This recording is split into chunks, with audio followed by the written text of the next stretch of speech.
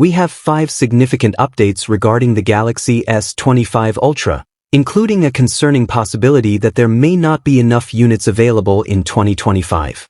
First, let's discuss the display. ICE Universe has reported that the S25 Ultra will see improvements in brightness, color accuracy, and viewing angles.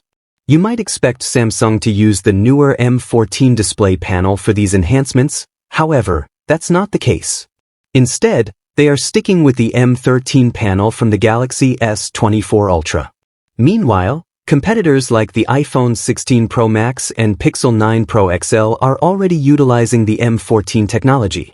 This decision suggests that Samsung is opting to use last year's display to cut costs, particularly as AI-driven devices are becoming increasingly expensive due to higher demands for power, memory, and storage.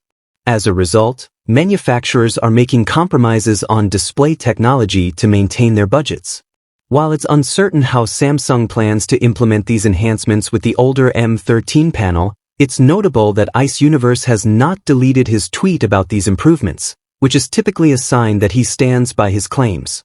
Nevertheless, it's disappointing to pay a premium price for a device that doesn't incorporate the latest technology, especially since the M14 panel offers 20 to 30% greater efficiency than its predecessor.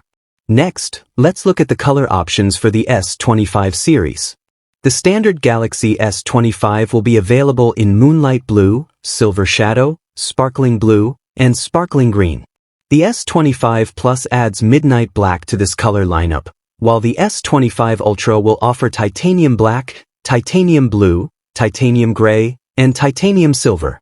It's important to note that these colors represent the standard options, with exclusive online colors yet to be revealed. Moving on, Qualcomm has officially introduced the Snapdragon 8 Elite chipset, and the numbers are impressive. In a recent browser responsiveness test known as Speedometer, the Snapdragon 8 Elite achieved more than double the score of the S24 Ultra and even outperformed the iPhone 16 Pro Max. This indicates that users can expect a significantly smoother and faster web browsing experience on the S25 Ultra compared to its predecessor. Importantly, all models in the S25 lineup will utilize this chipset, marking a departure from previous years where Exynos and MediaTek variants were offered.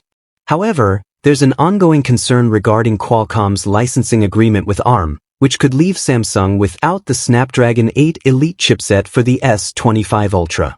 Qualcomm's 2021 acquisition of Nuvia, a company with its own ARM license, has led to legal disputes over design transfers.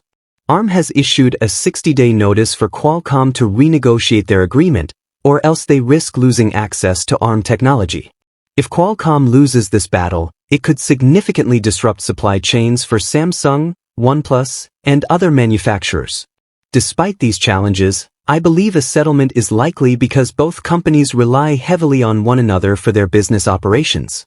However, if negotiations fail, the fallout could have serious implications for the entire tech industry. What are your thoughts on these developments? I look forward to hearing from you.